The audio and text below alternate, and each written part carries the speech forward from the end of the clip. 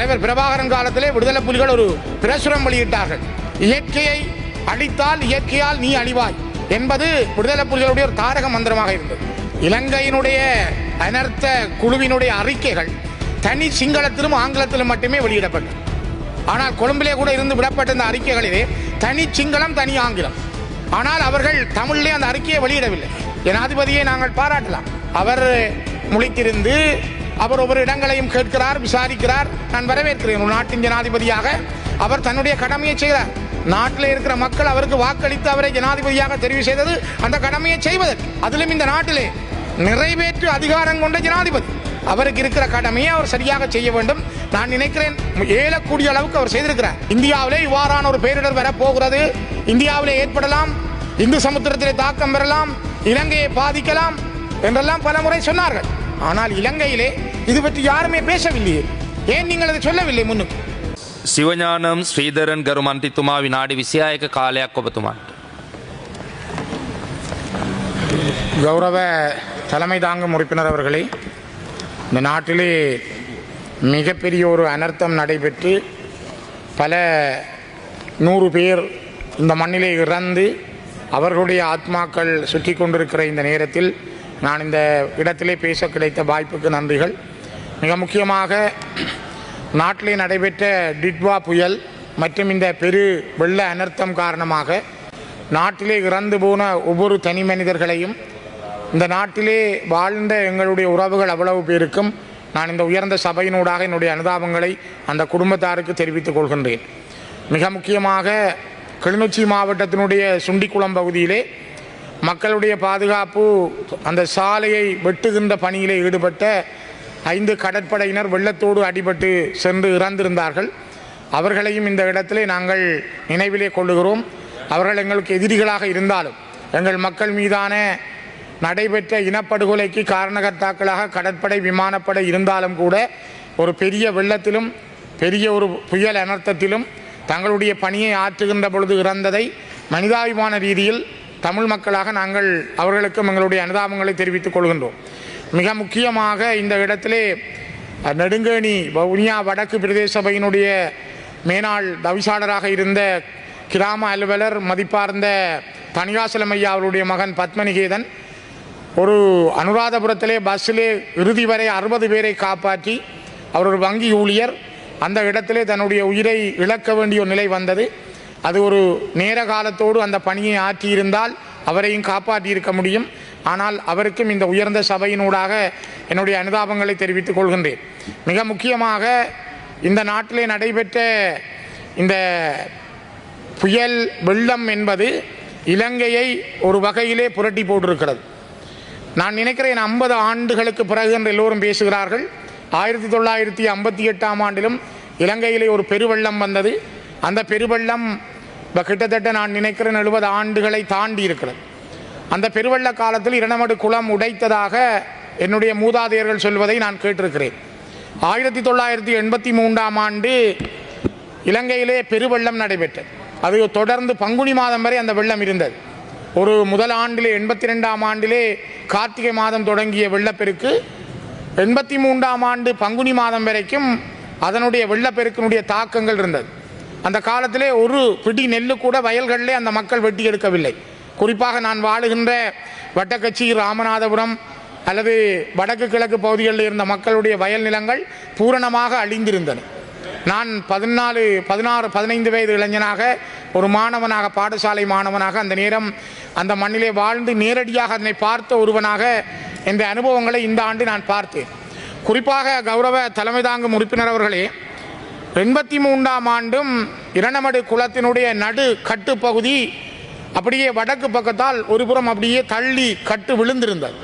அதனை அப்பொழுது வட்டக்கச்சி மத்திய கல்லூரியினுடைய சாரண ஆசிரியராக இருந்த மறைந்த அமரர் புவனேஸ்வரன், அவர் இலங்கையினுடைய சாரண ஆணையாளராகவும் இருந்தவர், அவரோடு சென்ற இப்பொழுது சுவிஸ் நாட்டிலே வாழுகின்ற எனது நண்பன் மணியழகன், இவர்கள் அதை கண்டு அப்பொழுது இருந்த இரண்டமடுவினுடைய பொறியியலாளர் குமாரசாமி ஐயா அவர்களுக்கு தெரியப்படுத்தி அந்த நேரத்திலே முரசுமோட்டை, வட்டக்கச்சி, ராமநாதபுரம் பகுதிகளைச் சேர்ந்த மக்கள் முழுமையாக ஈடுபட்டு அந்த குளத்தை புனரமைப்பதிலும் அந்த கட்டு உடைத்து தண்ணீர் வெளியேறாதபடி பாதுகாப்பதிலும் முழுமையாக ஈடுபட்டிருந்தார்கள். நான் ஒரு 15 வயது இளைஞனாக நானும் பாடசாலை மாணவனாக என்னுடைய பங்கை அதிலே ஆற்றியிருந்த அந்த காலத்தில் வட்டக்கச்சி மத்திய கல்லூரியிலே அந்த காலம் அதிபராக இருந்த மறைந்த அமரர் பொன்சபாவதி அவர்களையும் நான் இந்த இடத்திலே நினைவில் கொள்ளுகிறேன். அவரும் அந்த இரண்டமடு கட்டிலே நின்று மறைந்த அமரர் குமாரசாமி அவர்களோடு அந்த குளத்தை புனரமைப்பதில் மிகப்பெரிய பங்குகளை ஆற்றியிருந்தார்கள்.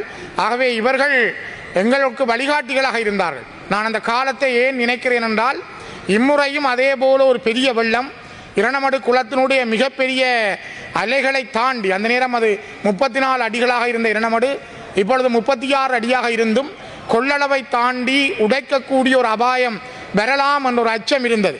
அந்த அச்சத்தை தாண்டி இரண்டமடுவினுடைய வால்கட்டு பகுதியிலே கிட்டத்தட்ட 15 இடங்களில் வெட்டி விட்டிருந்தார்கள் தண்ணீர் வெளியேற வேண்டும் என்று. ஆனால் என்ஜினியர் கைலாயபிள்ளை பிரகாஷ் அவர்களுடைய தத்துணிவு தைரியத்தை நான் பாராட்டுகிறேன். அவரோடு இணைந்த பிரதி நீர்ப்பாசன பணிப்பாளர் ராஜகோபு மற்றும் அதனுடைய துறை சார்ந்த செயலாளர் மேலதிக பணிப்பாளர் செயலாளராக இருக்கின்ற சுதாகரன் போன்றவர்களுடைய பணிகளை நான் அந்த இடத்திலே நேரடியாக பார்த்தேன். அவர்களோடு அந்த இரண்டமடுவிலே நான் உரையாடி இருந்தேன். அதே போல் அக்கராயன் பகுதியினுடைய பொறியியலாளர் ரிஷேந்தன் அவர்களையும் அந்த களத்திலே பார்த்தேன். இவர்களுடைய ஓயாத உழைப்பு, அவர்கள் எடுத்த அந்த நேர முடிவுகள் மிக தெளிவாக இருந்தது. குறிப்பாக வட்டக்கச்சியில் இருந்து இரண்டமடு செல்லுகின்ற பாதையை வெட்ட வேண்டும் என்ற பொழுது கூட பிரகாஷ் அவர்கள், என்ஜினியர் பிரகாஷ் அவர்கள் எடுத்த முடிவு இல்லை, கொஞ்சம் பார்க்கலாம் என்று அவர் கொண்டு போன அந்த டைமுகள் இன்றைக்கு அந்த இடத்தை மிகப்பெரிய அளவிலே பாதுகாத்திருக்கிறது. ஆகவே இந்த கிளிநொச்சி மாவட்டத்தில் மிகப்பெரிய ஆபத்தை விளைவிக்கக்கூடிய இரண்டமடு குளத்தை காப்பாற்றுவதிலும் அதனோடு இணைந்த பகுதிகளை காப்பாற்றுவதிலும் மக்களை காப்பாற்றுவதிலும் உழைத்த ஒவ்வொரு பொறியியலாளர்களையும் நான் இந்த இடத்திலே பாராட்டுகிறேன். மிக முக்கியமாக கிளிநொச்சி மாவட்டத்தினுடைய அரசாங்க அதிபர் முரளிதரன், நான் நினைக்கிறேன் இந்த வெள்ளத்திலே அவர் நடக்காத இடமல்ல, அவர் சென்று பார்க்காத இடமில்லை. அவர் கிளிநொச்சி மாவட்டத்தினுடைய ஒவ்வொரு இடங்களையும் அங்குலம் அங்குலமாக தன்னுடைய பணிகளை ஆற்றியிருந்தார். கண்டாவளை பிரதேச செயலாளர் பிருந்தாகரன் அல்லது பூநகரி பிரதேச செயலாளர் ஆயகுலன், கரச்சியினுடைய பிரதேச செயலாளர் முகுந்தன், பச்சிலைப்பள்ளியினுடைய பிரதேச செயலாளர் ஜெயசீலன் உட்பட நான் பார்த்தேன். அங்கே ஒவ்வொரு ஊழியர்கள் உத்தியோகத்தர்களுடைய பணிகளையும் நான் பாராட்டாமல் இருக்க முடியாது. அந்த மாவட்டத்திலே பிறந்து வளர்ந்தவன் நான், அந்த மாவட்டத்திலே பிரதிநிதித்துவம் செய்கின்ற ஒரு பாராளுமன்ற உறுப்பினர். அங்கே இருக்கின்ற ஒவ்வொரு பணியாளர்களும், அங்கே இருக்கின்ற ஒவ்வொரு கிராம அலுவலரில் இருந்து அங்கே இருக்கின்ற ஒவ்வொரு உத்தியோகத்தர்களும் மிகவும் நேர்த்தியாக பணியாற்றினார்கள். அவருடைய பணிகளை நான் இந்த உயர்ந்த சபையினூடாக அவர்களுக்கு நன்றி தெரிவிக்கிறேன். குறிப்பாக இவ்வாறு பணியாற்றிய கிராம சேவையாளர்களுக்கு இடையூறுகளும் நடைபெற்றது. பரந்தன் இந்து மகா வித்தியாலயத்திலே மக்களுடைய பணியை செய்து கொண்டிருந்த ஒரு கிராம அலுவலர் தியாகராசா கலைரூபன் ஒரு பாராளுமன்ற உறுப்பினரால் தாக்கப்பட்டார். அது மிக மிக மோசமான காரியம். அவர் அடிக்கப்பட்டார். நான் இந்த இடத்திலே பதிவு செய்கிறேன், அதனை குறித்து கொள்ளுங்கள். வரலாற்றிலே இதுவும் ஒரு மிக மிக மோசமான ஒரு காரியம். நாங்கள் மேவின் சில்வாக்கு பிறகு நான் நினைக்கிறேன் அவரைத்தான் நான் பார்த்திருக்கிறேன். ஒரு மிக கடினமான நேரத்தில் பணியாற்றிய ஒரு அரச உத்தியோகத்தரை ஒரு பாராளுமன்ற உறுப்பினர் தாக்கியது என்பது மிக மிக மோசமான ஒரு விஷயம். அதை வன்மையாக கண்டிக்கிறேன். ஆகவே இது தொடர்பிலும் நான் நினைக்கிறேன் அவர்கள் போலீசிலே முறைப்பாடு செய்திருக்கிறார்கள். இந்த சபையும் சரியான முறையிலே அந்த பாராளுமன்ற உறுப்பினர் மீதான விசாரணையை மேற்கொள்ள வேண்டும் என்பதையும் நான் வலியுறுத்துகிறேன். குறிப்பாக நான் கூட கிட்டத்தட்ட 3 நாட்கள் எனது சொந்த இடம், நான் பிறந்து வளர்ந்து அள்ளி விளையாடிய வட்டக்கச்சி மண்ணிலே ஒரு தீவாக நான் நீரால் அடைத்து வைக்கப்பட்டிருந்தேன்.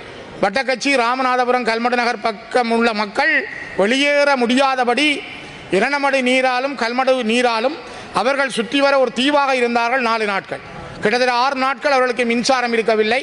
ஆனால் அதையெல்லாம் தாண்டி பொறுமையோடும் நிதானத்தோடும் அந்த மக்கள் கடைபிடித்த அந்த பொறுமை இன்றைக்கு அவர்கள் மட்டுமல்ல, மாவட்டத்தினுடைய பல பிரதேசங்களில் இருக்கிற மக்கள் பாதிக்கப்பட்டிருக்கிறார்கள். ஆனால் நான் நேரடியாக அந்த களத்திலே நின்று பார்த்த ஒருவன் என்ற வகையிலே நான் குறிப்பிட விரும்புகிறேன். மிக முக்கியமாக முல்லைத்தீவு மாவட்டம், மன்னார் மாவட்டம், வவுனியா மாவட்டத்தினுடைய பல பிரதேசங்கள் இவ்வாறு நீரினால் மிக மோசமாக பாதிக்கப்பட்டிருக்கிறது. யாழ்ப்பாண மாவட்டத்தில் கூட வெறு வெள்ளங்கள் ஏற்பட்டு மக்கள் இடம்பெயரவில்லை என்றாலும் பல ஊர்களில் மக்களுடைய வீடுகளுக்குள் தண்ணீர் புகுந்திருக்கிறது. குறிப்பாக தீவு பகுதிகள், அதிலும் வலிகாமம் பகுதிகள், வட்டுக்கோட்டை பகுதிகள் என்பது தாழ்நில பிரதேசங்களாகவும், சாவகச்சேரியினுடைய ஒரு பகுதிகள் தாழ்நில பிரதேசங்களாகவும் இருக்கின்ற இடங்களில் வெள்ளப்பெருக்கினுடைய தாக்கம் அதிகமாக இருந்தது. வடமராட்சியினுடைய சில பகுதிகள் நீரிலே மூழ்கி இருந்தன. ஆகவே இந்த நிலைமைகள் அந்த மக்களை கடுமையாக பாதித்திருந்தது. திருகோணமலையிலே உங்களுக்கு தெரியும், வெறுகல் பிரதேச செயலாளர் பிரிவு பூரணமாகவே வெள்ளக்காடாக மாறியிருந்தது. 5000 குடும்பங்கள் முழுமையாக இடம்பெயர்ந்திருந்தார். மூதூர், கிண்ணியா போன்ற பிரதேசங்களில் வாழுகின்ற எங்களுடைய முஸ்லிம் சகோதரர்கள் கூட கடுமையாக பாதிக்கப்பட்டார்கள். இவர்களைப் போல செட்டிகுளம் பகுதியில் இருக்கின்ற எங்களுடைய மக்கள் அந்த இடத்திலே மிக மோசமாக பாதிக்கப்பட்ட நிலையில் வவுனியா மாவட்டமும் இந்த வெள்ளப்பெருக்கால் பாதிப்புகளை சந்தித்திருந்தது. மட்டக்களப்பு மாவட்டத்தினுடைய சித்தாண்டி உட்பட பல பிரதேசங்கள் இவ்வாறான பாதிப்புகளுக்கு முகம் கொடுத்தன. அம்பாறையில் பெரிய தாக்கம் இல்லை என்றாலும் வடக்கு கிழக்கில் இந்த மாவட்டங்கள் பெருமளவான வெள்ளப்பெருக்கினுடைய தாக்கத்தை உணர்ந்து கொண்டன. ஆகவே கௌரவ தலைமை தாங்கும் உறுப்பினர்களே, இது ஒரு மிகப்பெரிய அனர்த்தம். நாங்கள் இதிலே வைத்து அரசியல் செய்ய விரும்பவில்லை. நாங்கள் இது ஏதோ நீங்கள் அரசாங்கம் கொண்டு வந்த விஷயமாக நாங்கள் பார்க்கவில்லை. சுனாமி இந்த நாட்டிலே வந்தது. சுனாமி நடந்த பொழுது பல்லாயிரக்கணக்கான உயிர்கள் காவு கொள்ளப்பட்டன. வருகிற 24ஆம் தேதி சுனாமி நினைவு தினம். இந்த காவு கொள்ளப்பட்ட பொழுது தமிழீழ விடுதலை புலிகள் ஆட்சி செய்த வடக்கு கிழக்கு பகுதிகளிலே பூரணமாக தங்களுடைய பங்களிப்புகளை செய்திருந்தார்கள். பல தளபதிகள், சூசை உட்பட பல பேர் நேர்த்தியாக போராளிகளை வழிநடத்தி அந்த மக்களுடைய உடலங்களை எடுப்பதிலிருந்து, கடல் புலிகளின் தளபதியாக இருந்த சூசை, அவரோடு ஒப்பிட்ட வகையிலே இருந்த ஏனைய தளபதிகள் பல பேர் இதனை முன்னின்று செய்தார்கள். பல போராளிகள் செய்தார்கள். பல பேருடைய வழிநடத்தல் தலைவர் பிரபாகரனுடைய தலைமையிலே அது மேற்கொள்ளப்பட்டது. சுனாமி காலத்தில் நான் இலங்கை செஞ்சிலுவை சங்கத்தினுடைய ஒரு மாவட்ட கிளையினுடைய உறுப்பினராக நான் பச்சிலைப்பள்ளி, வடமராட்சி, கிழக்கு பகுதிகளிலே ஒரு தொண்டனாக என்னுடைய பணியை அந்த நேரம் ஆற்றியிருந்தேன். நேரடியாக நான் பார்த்த விடயங்களில் அந்த மிக மோசமான நிலைமையை நான் உணர முடிந்தது. அதே போலதான் நான் நேற்றைய தினம் மலையகத்தினுடைய பல பகுதிகளுக்கு சென்றிருந்தேன். மலையகத்தினுடைய பகுதிகளை சென்று பார்க்கிற பொழுது, அந்த மக்களோடு பேசுகிற பொழுது மிகவும் கண்ணீர் விட்டு அழுதார்கள். அவருடைய கவலைகளை சொன்னார்கள். அங்கே அவருடைய இறந்த வீடுகளிலே இறந்து போன பிள்ளைகளையும் மண் சரிவிலே தாண்டு போன மக்களை ஒன்றாக அடுக்கி வைத்து அவர்கள் அழுத அந்த கண்ணீர், அந்த காட்சி இப்பொழுதும் எங்களுடைய நெஞ்சங்களை நெருடுகிறது. இவையெல்லாம் மிகப்பெரிய அனர்த்தம். இதை நீங்கள் கொண்டு வந்ததல்ல, நாங்கள் அப்படி உங்கள் மீது பழி சொல்லவில்லை. ஆனால் சுனாமி வந்த நாட்டிலே சுனாமிக்கான கண்டுபிடிப்பதற்கான பல வழிகள் தொடர்பிலே ஆராயப்பட்டது. 2006ஆம் ஆண்டிலே இந்த புயல் மழை தொடர்பான ஒரு டாடாரை கொண்டு வருவது பற்றியும் ஆராயப்பட்டிருக்கிறது, அனுமதியும் வழங்கப்பட்டிருக்கிறது. ஆனால் அதற்கு பிறகு இவ்வாறு ஒரு மிகப்பெரிய இயற்கை அனர்த்தம் வந்திருக்கிறது என்றால் யோசித்து பாருங்கள். நான் நினைக்கிறேன், தலைவர் பிரபாகரன் காலத்திலே விடுதலை புலிகள் ஒரு பிரசுரம் வெளியிட்டார்கள். இயற்கையை அழித்தால் இயற்கையால் நீ அழிவாய் என்பது விடுதலை புலிகளுடைய ஒரு தாரக மந்திரமாக இருந்தது. இயற்கையை நீ அழித்தால் இயற்கையால் நீ அழிவாய். இது விடுதலை புலிகளுடைய காலத்திலே எல்லா இடங்களிலும் ஒட்டப்பட்ட மிகப்பெரிய ஒரு பிரசுரம். மரங்களை தரிக்காதீர்கள், இயற்கையை பாதுகாத்துக் கொள்ளுங்கள், காடுகளை பேணுங்கள் என்பது விடுதலை புலிகளுடைய மிகப்பெரிய கொள்கையாக இருந்தது. அதற்காகத்தான் மிகப்பெரிய வனவள பிரிவையை அவர்கள் வைத்திருந்தார்கள். அவ்வாறு மரங்களை கூட நட்டார்கள். ஆனால் யுத்தத்துக்கு பிறகு அவ்வளவு மரங்களையும் பின்னர் வந்த அரசாங்கம் தன்னுடைய படைகளை வைத்து அறுத்தே சென்று விட்டார்கள். இயற்கை பாதிக்கப்பட்டிருக்கிறது. அந்த இயற்கையினுடைய சீற்றம், இயற்கையினுடைய கோபம் இன்றைக்கு இலங்கையிலே மிகப்பெரிய அளவிலே இந்த அனர்த்தத்துக்கு காரணமாக அமைந்திருக்கிறது. விக்டோரியா நீர்த்தக்கம் கட்டப்படுகிற பொழுது கூட ஜே.ஆர். ஜெயவர்தன அவர்களுக்கு ஒரு பொறியியலாளர் சொல்லியிருக்கிறார், இது ஒரு மிக ஆபத்தானது. ஆனால் அரசியலுக்காக அவர் செய்தார் என்று எழுதுகிறார்கள். சரிவுளைகளுக்கு அப்பால் நீர்த்தக்கங்கள் தேவை, மின்சார உற்பத்திகள் தேவை. ஆனால் இயற்கையை நாங்கள் தடுக்கிற பொழுது, இயற்கையை மீறுகிற பொழுது அதனுடைய சீற்றம் எவ்வளவு தூரம் மக்களை பாதிக்கிறது என்பதை இன்றைய நாட்டின் நிலைமை சொல்லுகின்றது. ஆனால் இதில் ஒரு விடயம் நான் குறிப்பிட விரும்புகிறேன்.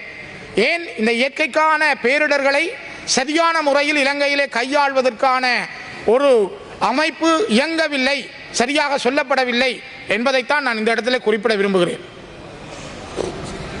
குறிப்பாக தலைமை தாங்கும் உறுப்பினர் அவர்களே, இலங்கையினுடைய அனர்த்த குழுவினுடைய அறிக்கைகள் தனி சிங்களத்திலும் ஆங்கிலத்திலும் மட்டுமே வெளியிடப்பட்டது.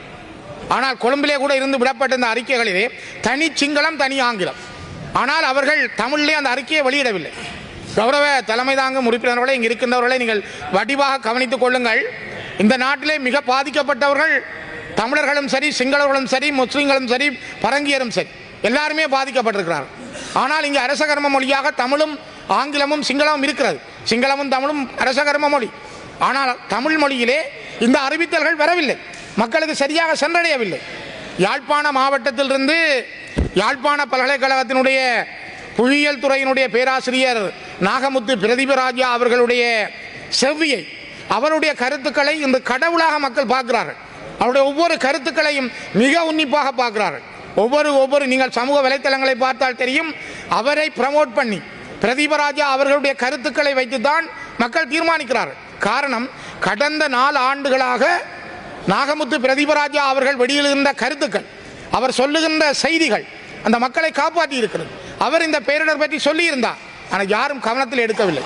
இப்பொழுது கூட அவர் குறிப்பிட்டிருக்கிறார், இந்தியாவுக்கும் இலங்கைக்கும் இடையிலே நிலத்தில் இருக்கின்ற தகடுகளுக்கு இடையில் சின்ன சின்ன நிலநடுக்கங்கள் ஏற்படுகின்றது. அது 2.5 அல்லது 2.4, 2.7 என்ற ஹெக்டரில் நடந்தாலும் கூட, அந்த ரிக்டர் அளவிலே நடந்தாலும் கூட அது சில வேளைகளில் பெருசாக மாறலாம் என்று அவர் தன்னுடைய கருத்தை முன்வைக்கிறார். நேற்றையிலிருந்து மழை தொடங்கும் என்று சொன்னார். இன்று கூட நான் இங்கே பேசிக் கொண்டிருக்கிற பொழுது பெருமழை பெய்கிறது. ஆனால் இதை சரியாக இலங்கையில் இருக்கின்ற அனர்த்த முகாமைத்துவ பிரிவு இன்னும் வெளியிட தயங்குகிறது. ஏன் நாகமுத்து பிரதீபராஜா போன்ற நிபுணர்களை உள்ளீர்த்து, இலங்கையில் இருக்கக்கூடிய நிபுணர்களை வைத்து இவ்வாறான அனர்த்தங்கள் வரும்பொழுது அதனை வெளிப்படுத்துவதற்கான அரசாங்கத்தினுடைய நிலைப்பாடுகளை ஏன் நீங்கள் சரியாக கையாளவில்லை? ஏனைய அரசாங்கங்கள் பிழைவிட்டிருக்கின்றன, கடந்த அரசாங்கங்கள் பிழையாக நடந்திருக்கின்றன, அவர்களெல்லாம் சரியாக செய்யவில்லை. நீதி நிலைநாட்டப்பட வேண்டும், உண்மை கண்டறியப்பட வேண்டும், இதெல்லாம் நீங்கள் சொல்லுகின்றீர்கள். ஊழல்கள் நடந்திருக்கிறது, ஆனால் இங்கே இதே நிலைமை சரியான முறையில் ஏன் பேணப்படவில்லை? ஜனாதிபதியை நாங்கள் பாராட்டலாம். அவர் முழித்திருந்து அவர் ஒவ்வொரு இடங்களையும் கேட்கிறார், விசாரிக்கிறார். நான் வரவேற்கிறேன். ஒரு நாட்டின் ஜனாதிபதியாக அவர் தன்னுடைய கடமையை செய்கிறார். நாட்டில் இருக்கிற மக்கள் அவருக்கு வாக்களித்து அவரை ஜனாதிபதியாக தெரிவு செய்தது அந்த கடமையை செய்வதற்கு. ஆகவே அது அவர் செய்யக்கூடாது என்பதல்ல, அவர் படுத்திருக்கணும் என்பதல்ல, அவருடைய கடமை அது. ஜனாதிபதி, நாட்டினுடைய ஜனாதிபதி, அவருக்குத்தான் அந்த முழு பொறுப்பும் உண்டு. அதிலும் இந்த நாட்டிலே நிறைவேற்று அதிகாரம் கொண்ட ஜனாதிபதி, அவருக்கு இருக்கிற கடமையை அவர் சரியாக செய்ய வேண்டும். நான் நினைக்கிறேன் ஏலக்கூடிய அளவுக்கு அவர் செய்திருக்கிறார். ஆனாலும் அவர் பல விடயங்களில் கரிசனை கொள்ள வேண்டும். ஒரு சரியான ராடார் இந்த நாட்டில் இருக்க வேண்டும். இந்த இயற்கை பேரிடர்களை அடையாளப்படுத்துவதற்கு நல்ல ஒரு நிபுணர் குழு இருக்க வேண்டும். இவற்றை இவ்வளவு காலம் ஏன் செய்யவில்லை? ஏன் இந்த பேரிடர் பற்றி இலங்கை அரசு முதலே சொல்லவில்லை? இந்தியாவிலே கூட இந்த அறிவித்தலை சொன்னார்கள். இந்தியாவிலே இவ்வாறான ஒரு பேரிடர் வரப்போகிறது, இந்தியாவிலே ஏற்படலாம், இந்து சமுத்திரத்திலே தாக்கம் பெறலாம், இலங்கையை பாதிக்கலாம் என்றெல்லாம் பல முறை சொன்னார்கள். ஆனால் இலங்கையிலே இது பற்றி யாருமே பேசவில்லையே. ஏன் நீங்கள் அதை சொல்லவில்லை முன்னுக்கு? ஆகவேதான் ஒரு அரசு என்பது மக்களை பாதுகாக்கின்ற முழு பொறுப்பு முடியாது. நீங்கள் ஓரளவு கடமையை பங்கை செய்திருக்கிறீர்கள். ஆனால் செய்தாலும் கூட உங்களுடைய சில நடவடிக்கைகளில் பாதிப்புகள் இருக்கின்றன என்பதைத்தான் நான் இந்த இடத்துல பதிவு செய்ய விரும்புகிறேன். அது மிகப்பெரிய பாதிப்பு. சாதாரணமாக அது நாங்கள் மன்னித்துக் கொள்ளுங்கள் என்று சொல்லுகின்ற விடயம் அல்ல. அதற்கான தீர்வை எவ்வாறு எட்டப் போகிறீர்கள்? இனிமேலும் இலங்கையில் ஏற்படாதவாறு எவ்வாறு தடுக்கப் போகிறீர்கள்? அதற்கான நிரந்தர தீர்வு என்ன? இந்த விடயங்களை சற்று சிந்தியுங்கள். நான் நினைக்கிறேன் இந்த அனர்த்தம் நடைபெற்ற பொழுது பல்வேறுபட்ட வகையிலும் பல நாடுகளும் உதவி செய்திருந்தன. குறிப்பாக இந்தியா, நாங்கள் இந்தியாவினுடைய மீட்பு படைகள் இலங்கைக்கு வருகை தந்திருந்தது. அவர்கள் பல இடங்களிலும் மலையகத்திலே பல இடங்களை சென்று அவர்கள் காப்பாற்ற முடியாத இடங்களை கூட சென்று காப்பாற்றினார். இந்தியாவினுடைய தூதுவர் சந்தோஷ்யா அவர்களுக்கு நான் இந்த உயர்ந்த சபையினூடாக நன்றி சொல்ல கடமைப்பட்டிருக்கிறேன். காரணம், அவர்களுடைய திடீர் முயற்சியும் அந்த அனர்த்த காலத்தில் உதவுகின்ற மனப்பக்குவமும். இந்தியாவினுடைய பாரத பிரதமர் மோடிஜி அவர்கள், இந்தியாவினுடைய வெளியுறவுத்துறை அமைச்சர் ஜெய்சங்கர் அவர்கள் எடுத்த உடனடி முடிவுகள், இலங்கையிலே இடர் ஏற்பட்ட பகுதிகள் எல்லாவற்றுக்கும் அவர்கள் செய்து கொண்ட அந்த முன் முயற்சிகளை நாங்கள் தமிழர்களாக பாராட்டுகிறோம். காரணம், இந்த நாட்டில் அவருடைய பங்கு மிக முக்கியத்துவம் வாய்ந்தது, அவருடைய பிரசன்னமும் முக்கியத்துவம் வாய்ந்தது. அந்த வகையில் தான் நான் நினைக்கிறேன் கப்பல்களிலே நிவாரணப் பொருட்களை கூட அவர்கள் வழங்கி வைத்திருக்கிறார்கள். இன்னும் பல நாடுகள், மாலைதீவு கூட உங்களுக்கு உதவி செய்திருக்கு. பிரித்தானியா 9 லட்சம் பிரித்தானிய பவுன்களை வழங்குகிறது. இதனை விட பல நாடுகள், ஐரோப்பிய ஒன்றியம் வழங்குகிறது. இது கட்டாயம் தேவை. இது இந்த நாட்டிலே பாதிக்கப்பட்ட மக்களுக்கு நிவாரணம் வழங்குவதற்கு, அவர்களுக்கான உதவிகளை செய்வதற்கு இவை தேவை. இதிலிருந்து யாரும் விலகிச் செல்லவில்லை. ஆனால் இந்த நாடுகளுடைய உதவி என்பது அந்தந்த நேரத்திலே மக்களை சரியாக சென்றடைய வேண்டும், பயனாளிகள் சரியாக தெரிவு செய்யப்பட வேண்டும், அந்த பயனாளிகளுடைய பாதிப்புக்கு ஏற்ற வகையில் அது அமைய வேண்டும். தனியே வெள்ளப்பெருக்கு என்பது ஒருவருடைய வீடு கழுவுதல் மட்டுமல்ல, அல்லது வீட்டுக்குள்ளே தண்ணி போயிட்டது மட்டுமல்ல, அவருடைய பொருட்கள் வெளியிலே வெள்ளம் கொண்டு போயிருக்கிறது. அவருடைய வீட்டில் இருந்த உடுப்புகள் இல்லாமல் போயிருக்கிறது. அவருடைய வீட்டுக்குள்ளே இருந்த கால்நடைகள், ஆடுகள், மாடுகள் இறந்திருக்கின்றன. கோழிகள் இல்லை. அவருடைய வாழ்வாதாரம் பாதிக்கப்பட்டிருக்கிறது. ஆகவே இந்தவருடைய வாழ்வாதாரம் என்ன? அடுத்த கட்டம், பூரணமாக பாதிக்கப்பட்ட இந்த குடும்பங்களுடைய வாழ்வாதாரத்தை மேம்படுத்தக்கூடிய வகையிலே, அவருடைய வாழ்க்கையை கொண்டு செல்லக்கூடிய வகையிலே அவர்களுக்கு அந்த உதவி அரசாங்கத்தால் சரியாக வழங்கப்பட வேண்டும். அதற்கான ஒரு சரியான திட்டமிடல் இருக்க வேண்டும். யாழ்ப்பாண மாவட்டத்தில் மட்டுமல்ல, கிளிநொச்சி மாவட்டத்தில் மட்டும் நான் சொல்லவில்லை. யாழ்ப்பாண மாவட்டத்திலே பல இடங்களில் பல விமர்சனங்கள் இருந்தாலும் யாழ்ப்பாண மாவட்ட அரசாங்க அதிபர் பிரதீபன் அவர்களுடைய முயற்சி, அவரோடு இணைந்த ஒவ்வொரு பிரதேச செயலாளர்கள், அவருடைய கூட்டு முயற்சி, அங்கே இருக்கின்ற கிராம அலுவலர்கள், பொருளாதார அபிவிருத்தி உத்தியோகத்தர்கள் எல்லாரும் இரவு பகல் பாராது பணியாற்றினார்கள். நான் அடிக்கடி அவரோட தொடர்பில் இருந்தேன். நான் கிளிநொச்சி யாழ்ப்பாண அரசாங்க அதிபர்களோடு அடிக்கடி பேசிக் கொண்டிருந்தேன். நான் அவர்களை சந்தித்திருந்தேன். இந்த விடயங்கள் தொடர்பிலே உரையாடி இருந்தேன். நான் அந்த அந்த விடயத்தை வைத்து சொல்லுகிறேன். ஏனென்றால் அடுத்தது ஒரு நிகழ்வு. வீடு கழுவி வீடுகளுக்குள்ளே மக்கள் செல்வதல்ல, வாழ்வாதாரம் மிகப்பெரிய அளவிலே ஏழைகளை பாதித்திருக்கிறது. அந்த ஏழைகளுடைய வாழ்க்கையினுடைய மாற்றங்களை நோக்கி செல்வதற்கு அவர்களுக்கான ஒரு மிகப்பெரிய அளவான நிதியீட்டம், அது ஒரு பொருளாதார மேம்படுத்தலாக, வாழ்வாதார மேம்படுத்தலாக அது இருக்க வேண்டும். அது வெறுமனே வீதி போடுதல் அல்லது அவர்களுடைய வீட்டை திருத்துதல், வீட்டுக்கு வெள்ளை அடித்தல் மட்டுமல்ல, அல்லது கிணறு கழுவுதல் மட்டுமல்ல. அது முக்கியம், உடனடியாக நடைபெற வேண்டும். ஆனால் அவருடைய வாழ்க்கை அடுத்ததை நோக்கி நகர்வதற்கான மூலோபாயம் உருவாக்கப்பட வேண்டும். குறிப்பாக நீங்கள் பார்த்தால், கௌரவ தலைமை தாங்கும் உறுப்பினர்களை, இன்று நெல் வயல்கள் அழிந்திருக்கின்றன. நெல் வயலிலே அந்த நெல்லை தூக்கி வைத்து அழுகிறார் விவசாயி, கண்ணீர் விடுகிறார். எத்தனையோ நெல் வயல்கள் அழிந்து தரைமட்டமாக இருக்கிறது. சரியான நேர்மையான முறையில், கண்ணியமான முறையில் அவர்களுக்கான ஒரு விமோசனம் கிடைக்க வேண்டும். அவர்களுக்கான அந்த காப்புறுதி கிடைக்க வேண்டும். கடந்த ஆண்டு கூட நான் கிளிநொச்சியிலே நடந்த அழிவுகளுக்கு இந்த மன்றத்திலே கேட்டபொழுது சரியான விடை இல்லை. நேர்மையாக, நீதியாக அவர்களுக்கான காப்புறுதி வழங்கப்படவில்லை. பாதிக்கப்பட்டிருக்கிறார்கள். அதைவிட மோசமாக இம்முறை நாடு பூராக பாதிக்கப்பட்டிருக்கிறார்கள். அதிலும் விவசாய மாவட்டங்களான மட்டக்களப்பு, மன்னார், முல்லைத்தீவு, கிளிநொச்சி, வவுனியா போன்ற மாவட்டங்கள் மிகப்பெரிய அளவிலே பாதிக்கப்பட்டிருக்கிறது. அந்த விவசாயிகளை எப்படி தூக்கிவிட போகிறீர்கள்? இந்த நாட்டினுடைய முதுகெலும்பு, இந்த நாட்டினுடைய பொருளாதார வல்லமை அவர்கள். அவரிடம் இருக்கிற தைரியம் உடைந்து போயிருக்கிறது. அவர்களை தூக்கி விடுவதற்கான உங்களுடைய அடுத்த கட்டம் என்ன? அதே போல சிறு மரக்கறி உற்பத்தியாளர்கள், வெங்காய செய்கையாளர்கள், மரக்கறி செய்கையாளர்கள் எல்லாம் இந்த மழையோடு பாதிக்கப்பட்டிருக்கிறார்கள். குறிப்பாக கார்த்திகை மாதத்திலே வடமராட்சி பகுதிகளிலும் யாழ்ப்பாணத்தினுடைய அச்சுவேலி, இடைக்காட்டு பகுதிகளிலும் மிளகாய் உற்பத்தியிலே இறங்குவார்கள். இன்றைக்கு தீவு பகுதிகளிலே புகையிலை உற்பத்தி செய்வார்கள், மிளகாய், வெங்காய உற்பத்தி செய்வார்கள். அவருடைய மிளகாய், வெங்காயம், மரக்கறி உற்பத்திகள் எல்லாம் பெருமளவிலே பாதித்திருக்கிறது. ஆகவே விவசாய செய்கையில் இருந்தவர்கள் இந்த புயலால் கடுமையாக பாதிக்கப்பட்டிருக்கிறார்கள். இவர்களுக்கான சரியான ஒரு திட்டமிடல், நேர்த்தியான திட்டமிடல் இருக்க வேண்டும். அது இருக்க வேண்டும் என்பதுதான் மிக மிக முக்கியமானது. அரசு அதிகாரிகள் மீது பிழை சொல்லுவதோ அல்லது அவர்களை குறைபிடிப்பதோ எங்களுடைய நோக்கம் அல்ல. நாங்கள் உங்கள் மீது இந்த அனர்த்தம் நடைபெறுகிற பொழுது உங்களை நாங்கள் பிழை பிடித்து தள்ளுகின்ற முயற்சியில் வரவில்லை.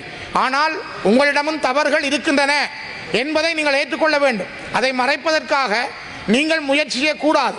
பிழைகளை ஏற்றுக்கொள்ளுங்கள். என்னென்ன தவறுகள் வந்திருக்கிறது, இந்த தவறுகளை நாங்கள் திருத்துகிறோம், என்னென்ன விமோசனங்களை சொல்லுகிறோம் என்பதை செய்யுங்கள். அதே போலதான் மலையகத்திலே உச்சி மலைகளில் இருந்து சரிந்து விழுந்து பல குடும்பங்கள் காணாமல் போயிருக்கிறது. பல பேருடைய வீடுகள் இல்லை. அவர்களுடைய மலைச்சரிவு குறைந்த இடங்கள் அல்லது பாதுகாப்பான இடங்கள் அவர்களுக்கு வீடுகளை வழங்குங்கள். அவருடைய வீட்டு திட்டத்தை உடனே வழங்குங்கள். அவருடைய குடும்பங்கள் நிம்மதியாக வாழக்கூடிய ஒரு சூழலை உருவாக்குங்கள். பொறுப்பு சொல்லுவதற்கு அல்லது பதிவதற்கு கூட ஒருவர் இல்லாமல் குடும்பமாக இறந்திருக்கிறார்கள். யுத்தம் நடந்த பொழுது எனக்கு தெரிய கிளிநொச்சி மாவட்டத்தினுடைய பாரதிபுரத்திலே இவ்வாறு 3 குடும்பங்கள் குடும்பமாகவே இலங்கை அரசு ஏவிய எறிகணைகளால் மூடப்பட்டு இறந்திருக்கிறார். எனக்கு அங்கே இந்த குடும்பத்திலே பதிவதற்கு ஒரு தரம் இல்லை. அதுபோலதான் கண்ணாலே பார்த்தேன், மலையகத்திலே குடும்பமாக பதிவதற்கு, தங்களுக்கு நடந்த அனர்த்தத்தை பதிவதற்கு ஒருவர் கூட இல்லாமல் இறந்திருக்கிறார். இவை கண்டறியப்பட்டு நேர்மையான முறையிலே அந்த மக்களுக்கு, நான் அதிகமாக விரும்புவது மலையக மக்களுடைய பாதிப்பு என்பது அபாரமானது. அது மிக மிக மோசமானது. மிகவும் மனிதாபிமானத்தோடு அவர்களுக்கான உதவிகள் சென்றடைய வேண்டும்.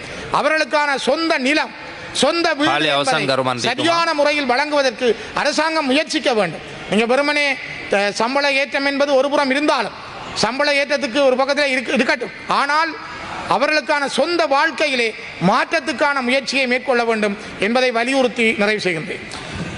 ස්තුතිය ඔබතුමන්ට.